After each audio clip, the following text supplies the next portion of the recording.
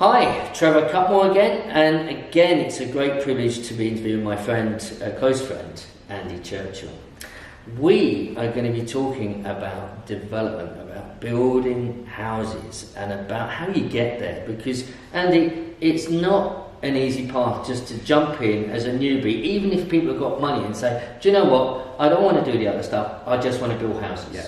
One of the biggest things you need with even medium-sized developments is you've got to have that track record, and you've got to have the experience and the knowledge behind you, partly because the development funders will look at you and say, well, you know, what knowledge have you got? What track record have you got? And they will refuse to fund it unless you can prove that. Absolutely. Can I, case in point, I was doing some training just over a week ago, and there was a gentleman who was doing a refurb in a house. It's the first one. And he said, it was a 2 up, 2 down, and he said, I've had a builder come and quote me £30,000, and that was to take care of the electrics, the heating and everything else. And I said, well, that's interesting. So I said, look, so probably you need to have a new consumer unit in your house. He said, yeah, I think so. So I said, what do you think, you know, £700, do you think that's a good price for a consumer? He said, yeah. I said, I'm sorry, mate, but you're probably talking 70, 80 pounds plus VAT. Yes. But this is what it's at. You imagine the lender coming down and giving you a simple question on, you know, what do you think your build cost is or something. People are open for, you know, such a battering that, you know, actually, you know, lenders for development will not fund those type of people. If you're not very careful, you can get absolutely fleeced. Yeah. And that's by agents and by contractors, subcontractors, and you've really got to have a really good handle on what the costs are likely to be. Okay, you're going to have some contingency in your planning. Absolutely. Which you should always have. I would say, let's say, 10 to 15%? 15% I always do, and time. Absolutely. Because remember, time costs you money as well. Yeah, it does. And people don't cost their own time, and that's as important.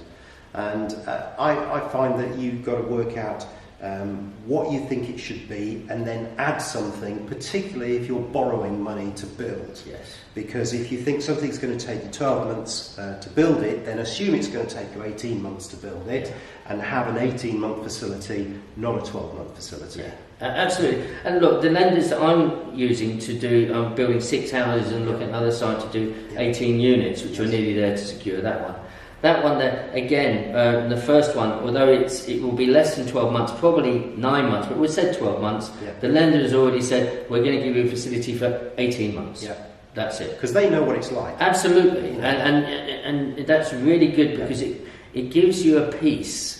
Because if anything runs over, you're not suddenly thinking, oh my goodness. So we've almost got double time on this project, which is what I'm very, very happy about. You know, one of the things that we've also found very useful is to have a development funder who is very flexible.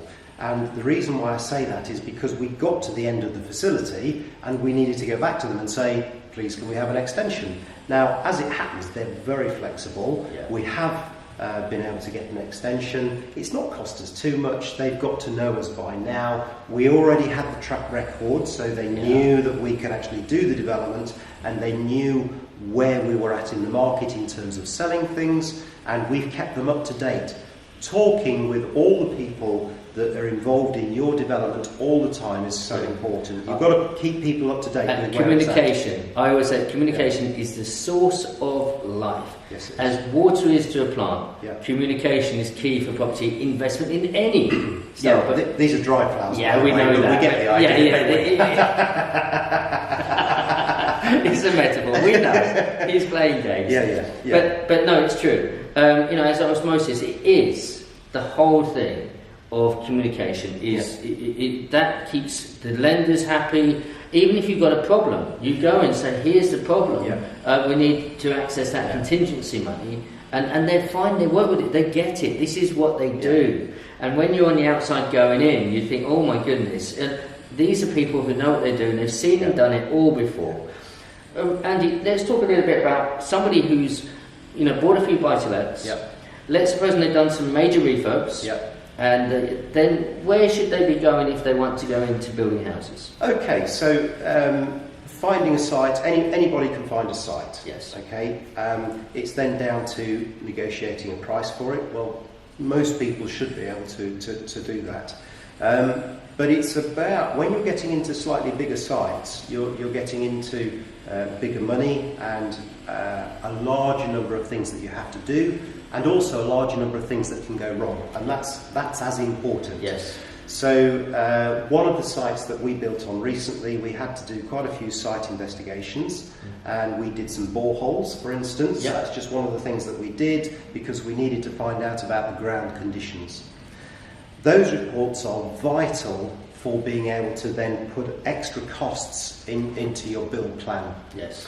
And what we found was that there was a lot of soil which needed to be moved, so we ended up with the site which was effectively a slope. Mm-hmm. So what we did was, down the southern end of the slope, we actually dug that away and we built up about 4.5 metres of gabion cages, and then we could bring a whole load of soil in to level it, and we then had ground on which we could build the houses. But that was a cost. It was a cost, it was an extra cost. But if we had gone into that development without having done the ground investigations, it would have been a cost that we didn't know that should have been included in the whole project cost. Yeah. And because we knew about it, we could put it in right at the outset, and we knew that the total cost was going to be round about X. Yeah. And so it wasn't a surprise. No, absolutely. And, you know, with one of the sites that I'm going after at the minute, the conditions have just come back. And one of those, they want to go and look at if there's contaminated land. Yeah. So it's not a huge thing. And it's not a huge site. It's building 6 houses. But already the construction company that I've talked to and said, look, we don't think it is, but we will do that survey for them. If it is, it's going to cost us £6,000. Not huge, but it's another cost you've just got to incur. If that was on a bigger site and it was £60,000, again, if you don't know this, then it's something that you've got to understand. It's a bit of a sprat to catch a mackerel, because if you spend a small amount of money up front doing your investigations properly, it can save you so much money throughout the build of the project. And we found that time and time again. Cleanup costs can actually be quite expensive. Oh yeah. So if you don't go in and find out what's actually on that site, you can suddenly find you've got a massive extra cost which could kill the project. Oh, absolutely. And the environmental agency, they won't mess about. They will not. If you haven't done it properly and they found that the place is still contaminated, they might not let anyone live there they won't let anyone live there until it's done, because of, depending on what that contamination is, it can affect human health. Yeah. Absolutely. I mean, we've looked at 1 or 2 sites in Derbyshire, and we've done some investigations, and we found that there were holes underneath the ground, and it kind of just looked a bit odd. And so we did a bit of further investigation, and what we found was that they were the old clay mines. Yeah. And so we found some shafts where people actually got down to the clay mines. If we hadn't have done that investigation, and some of them you only need to do on a desktop survey, and it's not going to cost you an awful lot of money to do that, but it's vital information which then either decreases the value of the site or means that you don't touch it with a barge pole. Absolutely. Look, I had a gentleman come to me a few months ago now, and he said, look, I've seen this site, would you be interested in investing? All right.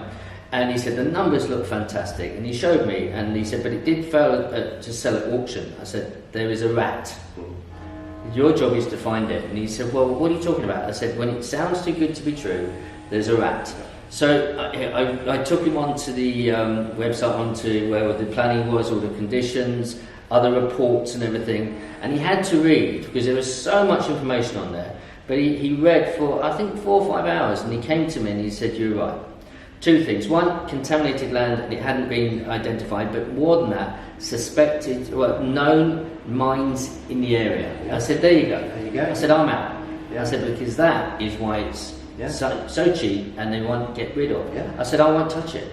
There's no point when it's potentially like that. I'm out, because there's better sites out there. Absolutely. You will always find a better site than something like that, because it's so difficult to build on. You can dig down, I don't know, let's say 2 or 3 metres with your foundations, and you suddenly find that you're falling into the caves below. Yeah. It's not worth it. No. Now, obviously, we've talked about the hidden dangers and the hidden things which are going to come out. Let's give me the top 3 things that you've learnt in doing the development, which are going to give the audience great help in doing development. Well, it sounds obvious, but preparation is key. Yes. So that site investigations, do your numbers, look at the local market, work out what type of property is going to go well in that particular location. Yes. So we've done a couple of our local developments that we've done. One has been a conversion of an old office, a Victorian, 150-year-old Victorian office to 10 apartments, and another one has been a site which we've cleared and we've put on there 10 executive new homes. And we needed different types of information in our investigations for both, but we did that. All the preparation was done, and we realised that by the time we got to site on both occasions, we knew pretty much exactly what we needed to do to complete successfully both of those developments. So secondly, really, is if it's a slightly bigger project, time is so important, and you've got to manage people to make sure that the main contractor and the subbies are all on site when they're supposed to be, and making sure they're doing what they are supposed to be, because time can stretch so easily. Yes. And you can find that if you're in a JCT contract, for instance, then you can be in for an extension of time claimed by the contractor at the end of the contract through no fault of theirs, but because things have just been gradually being stretched out, you suddenly find that actually it's costing you a lot more. Yes, no, I agree. Yeah, and that's look, JCT. If you're only doing a few houses, you only need a small build contract. But you can do it under a minor works contract. You can. Yeah. And it's really important, but you set out in that contract who's doing what, when, and you can actually put incentives and penalties in there. But it's really, really important to stay on track, stay on time. Absolutely. Yeah. So also another, and probably the most important thing, is with whom are you going to do that development? Now, we as a developer have done developments where we have been the employer and we have had a JCT contract, and we've employed a main contractor, a principal contractor, and they've employed all the subbies. And we've employed outside agencies such as an architect and other specialists such as structural engineers and that sort of thing, and we've managed the whole thing. Or to be more correct, actually, I've got a QS on board to manage it for us, again leveraging my time. Absolutely.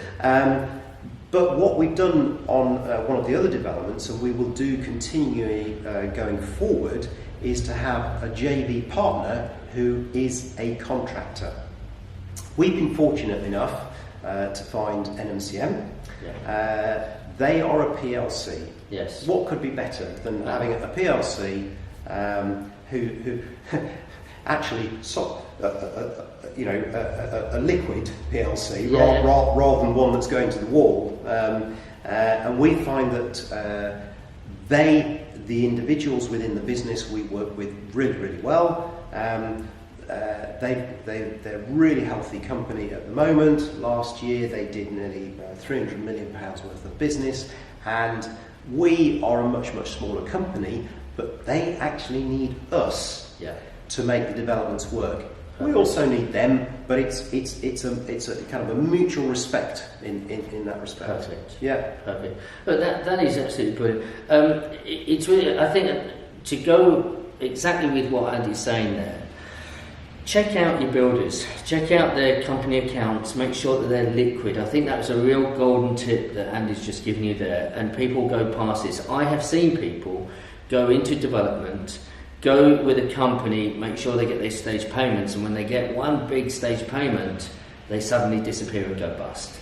You need to make sure that who you're working with are financially secure, then there's no issue around them with major debt. You need to check that out. I think that's a massive. Yeah, you need to look at what developments they're doing elsewhere. Yeah. You can check on Companies House as to the most recent liquid position. That's not always totally up to date, but it does give you a good idea. Yeah. Look at the other developments they're doing. Look at how much those developments are likely to cost. And if they're stretching themselves a bit too much, then you need to be just a little bit wary. Super. Look, again, I think it's been some really great information for you guys in development. Please leave your messages there, any comments, any more questions. I'm going to put Andy's details. Andy, again, thank you so much. That's a pleasure, Trevor, you as are always. an absolute blessing to me, all right, and a very close friend of mine. So listen, I wish you all the best on your journey, and I'll see you next time. All the best. Thank you. Bye-bye. Thank you so much again for watching this video. I hope you got a lot of information and it's helped you on your journey. If you have liked it, please like, subscribe and share to help other people. I wish you all the best. Thank you. Bye-bye.